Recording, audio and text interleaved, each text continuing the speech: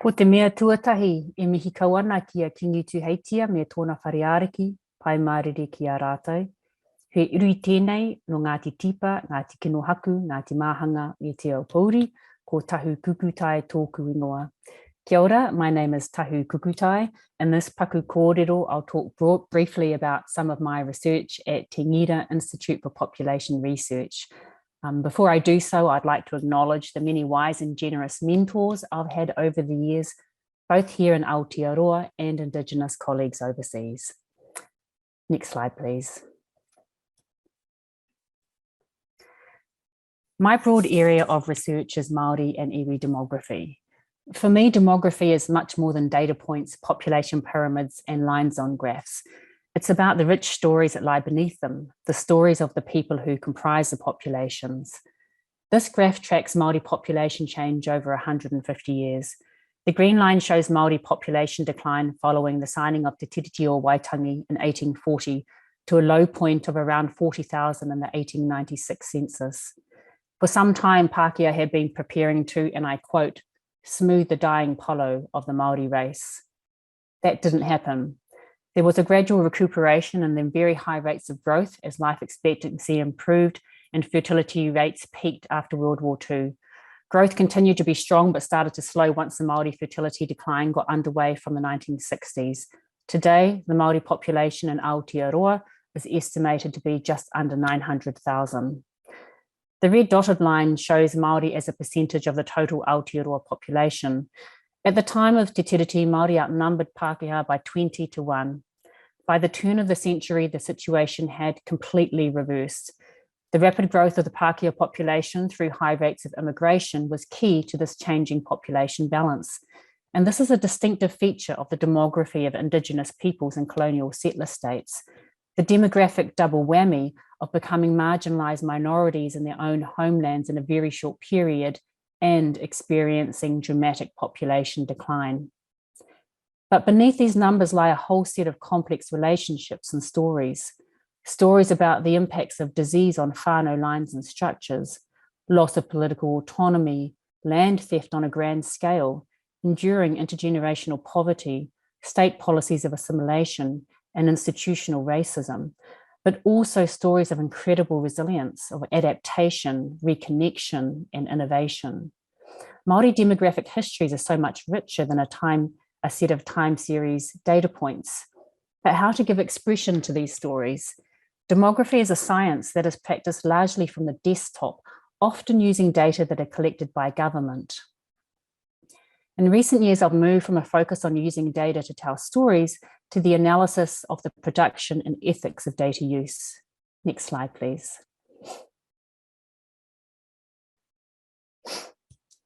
In 2016, I co-edited a book with John Taylor called Indigenous Data Sovereignty Toward an Agenda.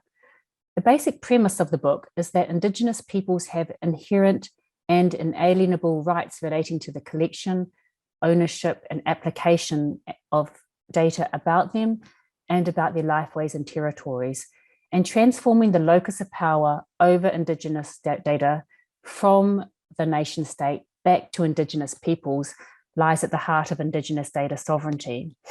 And it raises such questions as, who decides what sorts of data are collected and how it gets used? Who owns the data? How do Indigenous communities benefit from the data? And what are the risks involved? While the concept of data sovereignty is the product of the digital age, the concept of having collective rights and responsibilities in relation to information and knowledge is not a recent creation. Indigenous peoples, including Māori, have long been data gatherers with well-established protocols concerning the protection, transmission, and use of community-held information and knowledge, including mātauranga. Next slide, please. So I want to end by talking a bit about a project with my hapu, Ngāti Tipa, that weaves through these threads of demography, history, and Indigenous data sovereignty. Initially funded by the Marsden Fund, the project seeks to understand the demographic impacts of colonisation on Ngāti Tipa in the 19th and early 20th centuries. One of the big challenges of doing this sort of historical demography in Aotearoa is that we don't have demographic databases of individuals and communities that enable us to directly observe changing patterns of mortality and fertility. In other countries like Sweden, Canada, the United States, researchers have reconstituted populations themselves using records such as church registries and individual census records. And this allows for fine-grained demographic analysis at different scales. It's classic demography from the desktop. So this project borrows from the idea of population reconstitution to build a database of 19th century Ngāti Tipa tupuna or ancestors, but it does so using a very different methodology. So here is just a very basic whakapapa from Ngāti Tipa. And Ngāti Tipa are one of the 33 hapu and iwi that comprise the Waikato Tainui Confederation. Tipa, which is circled here in the red circle, is the tupuna from whom we take our name, and he lived around the mid-17th century, and through him we are linked to many other iwi and hapu in Waikato, in Hauraki and Te Arawa. And the Ngāti Tipa rohe or territory is situated south of the Waikato River in the area known as Te Puaha or Waikato. Next slide, please. The construction of our tupuna database started with two censuses or enumerations undertaken in 1844 and 1858. The first was compiled by the missionary Robert Maunsell. It listed the names of 216 Ngāti Tipa men, women, and children. The list also connects wahine to their tāne and tamariki to their mothers. In 1858, Francis Fenton, who some of you might know, went on to become the chief judge of the Native Land Court, repeated Maunsell's census. Now, these lists aren't perfect by any means. They include people that shouldn't be there. They miss some who should. They match the wrong woman with the men and the wrong children with parents. And there's numerous typos and wrong names. But in the right hands, it is an incredibly important resource. What was intended as an instrument of colonial surveillance can be turned on its head and the data repurposed and reinterpreted. Next slide, please. We also have an extensive whakapapa or set of genealogies given by a tupuna, Tutirangianini Potaua Kukutai in 1868 that contains many of the adults and children from these prior censuses, and another comprehensive whakapapa of all the Waikato hapu from a national repository. And together, these sources form the foundations of our tupuna database.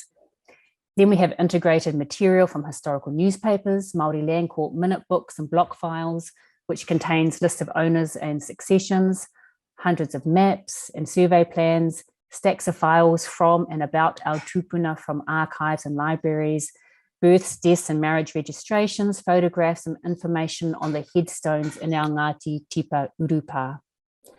And most importantly, our whānau have developed with historian Nepia Mahuika a by whānau for whānau approach to capturing the kōrero, tuku iho and mātauranga shared by our kaumātua.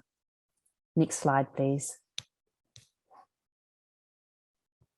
So this has ended up being a very significant exercise in data repatriation, digitization, and integration, taking fragments of us from public repositories and bringing it back into our own space to make sense of it under our own tikanga. It's far bigger than I ever imagined. We are creating the methodology as we go. And what began as a 3-year research project with rather modest funding has been a collective life work. Next slide, please.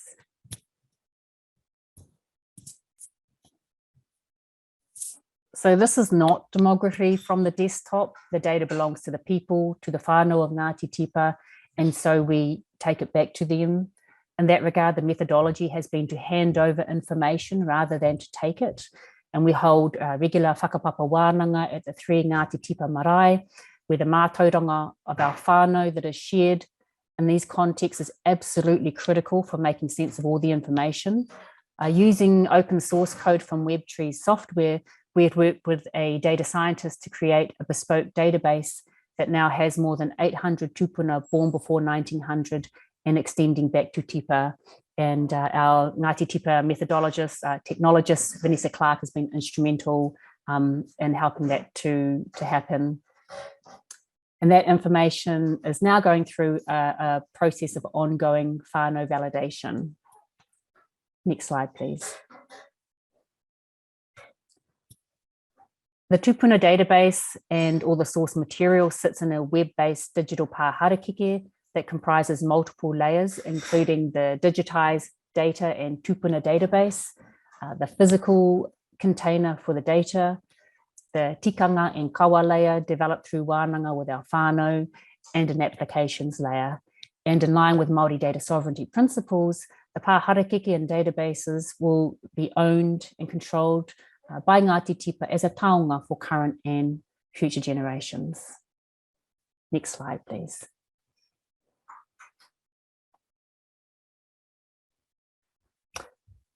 Finally, none of this would be even remotely possible without the support and wisdom of our Ngāti Tipa Ruruhi and Poroheke, many of whom have passed on since the beginning of this project. Moi mai rā aku rangatira. Thank you.